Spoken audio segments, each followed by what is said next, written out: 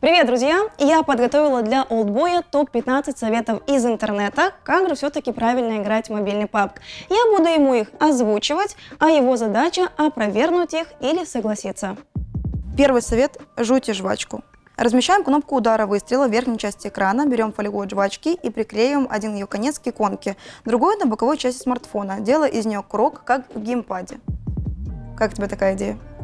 Я думаю, так себе идея, на самом деле. Мне кажется, это будет не очень удобно.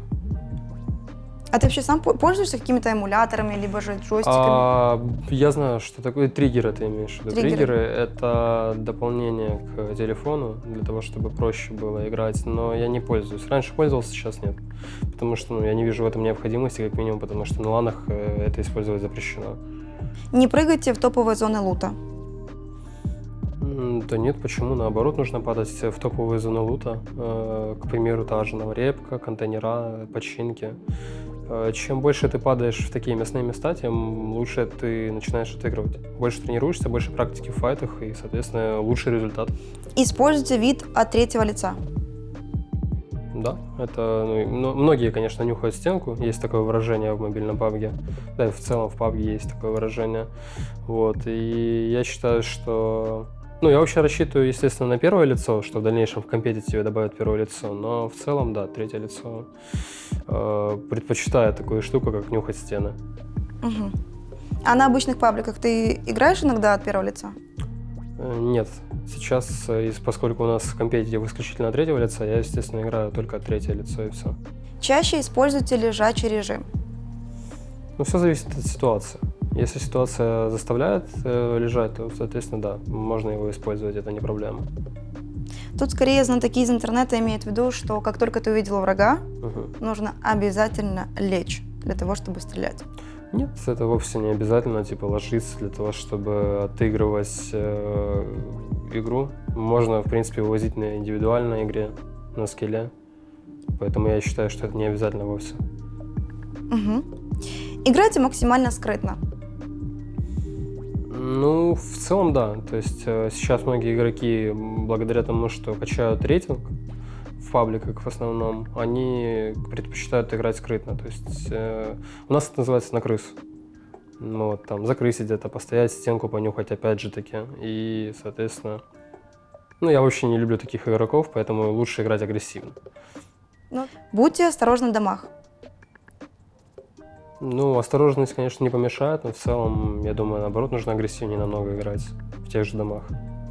То есть ребята в интернете предлагают либо же очень быстро лутаться в домах по фасту, либо же, наоборот, очень медленно и очень тихо, чтобы тебя не спалили. Тут все по-разному зависит. Если брать компетитив, допустим, все зависит от того, какой спот ты лутаешь. Если ты лутаешь крайний спот, то торопиться, я думаю, некуда. В любом случае ты будешь последним отыгрывать. На фастаймингах у тебя не получится заехать в зону. Если она, конечно, шифтит от тебя. Угу. Кемперите. Нет, не кемперите. Никогда. Никогда. Пользуйтесь особенностями ландшафта. Да, ландшафт — это хорошая штука, и действительно я тоже предпочитаю зачастую пользоваться какими-то определенными ландшафтами для того, чтобы отыгрывать в более благоприятных условиях, да, против врагов. Всегда, когда ты находишься выше противника, ты находишься в выигрышном положении. Зачастую, если ты от третьего лица играешь, то чем выше ты, то тем выигрышнее твоя ситуация. Не задерживайтесь в опасной зоне. Убежать от смертельной зоны важнее, чем бояться привлечь врага. Угу.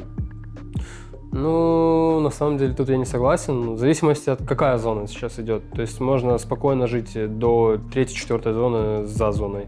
Просто нужно налутать определенное количество хилов и отыгрывать, и все. В китайской версии вообще можно на бустах находиться за зоной довольно-таки долгое время. И играйте на опережение. Эксперты из интернета советуют запастись терпением и ждать других игроков первым на границе зоны или ближе к ее центру. В целом, да, тут я согласен с этим мнением, потому что так оно и работает в основном сейчас в компетитиве. Чем быстрее твои тайминги, тем они необычные для других врагов, и тем быстрее и качественнее ты можешь принять, соответственно, врага, который опаздывает по таймингам. Дропы.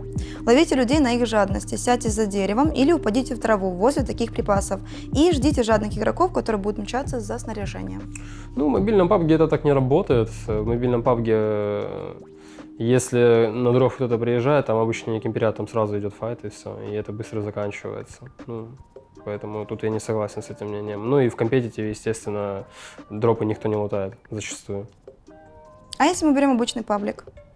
Если мы берем обычный паблик, то там уже в основном на дропы все и ездят для того, чтобы пофайтиться. То есть ищут энемисов, если их не находят, да, и зачастую там и файтятся. Подбирайте правильное оружие для каждой ситуации, но избегайте дробовиков и снайперских винтовок. Угу. Блин, тут на любителя. Я скажу, тут исключительно на любителя, то есть все зависит от того, какие у вас предпочтения. Все зависит еще от карты, то есть на Сануке мне очень приятно использовать дробовик. Снайперка же на Мирамаре очень хорошо заходит. Все индивидуально. При стрельбе не вдавливайте кнопку огня, то есть мы не спреем, а вантапаем. Нет. Наша механика игры как раз таки позволяет зажимать на любую дистанцию вне зависимости от того, какой у тебя прицел. Просто нужно научиться контролить. Да, просто нужно практиковаться. Больше практики, соответственно, больше и лучший результат того, как ты контролируешь отдачу. А как можно научиться практиковать, контролить спрей? Да очень просто. Просто заходишь в полигон и на постоянной основе на тех или иных прицелах, какой ты больше предпочитаешь, тренируешься стрелять по мишенькам. А какие-то кастомные режимы по типу ТДМ-ки? Это тоже имеет, конечно, свойства и смысл, но это только при том раскладе. Те же ТДМ-ки, да, это необходимо, если ты хочешь хорошо играть в клоусфайте.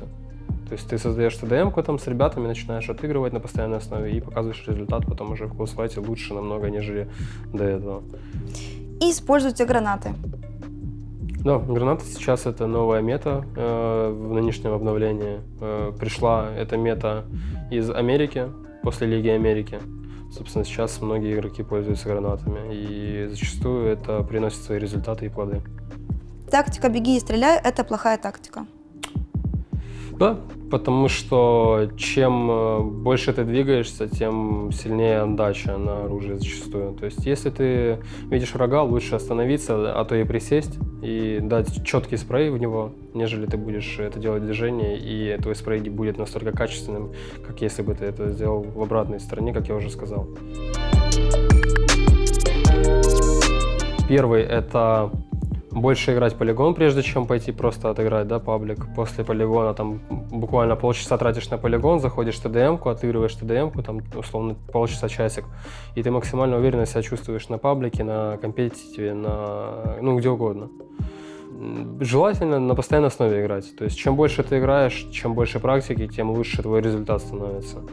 Да, могу посоветовать отыгрывать игрокам зачастую на АР-ках, потому что сейчас это приносит свои плоды. То есть СВшки это такси, только если на пабликах. Только если на пабликах исключительно. Это если вы все-таки попали на лан, да, каким-то образом, не паниковать, сосредоточиться на игре, потому что паника, она приводит к не самым лучшим результатам, как минимум индивидуальным точно. Качайте свою медийку. Медийка, она приносит свои в дальнейшем плоды. Это нужно. Это нужно в дальнейшем. Это хорошо может отразиться на вашей карьере. Если вы поставили себе цель, то идите до конца и ищите поводы для мотивации. То есть это очень важно. Это тоже играет огромную роль. Потому что когда игрок находится без мотивации, результаты неудовлетворительные, соответственно. Любите родителей.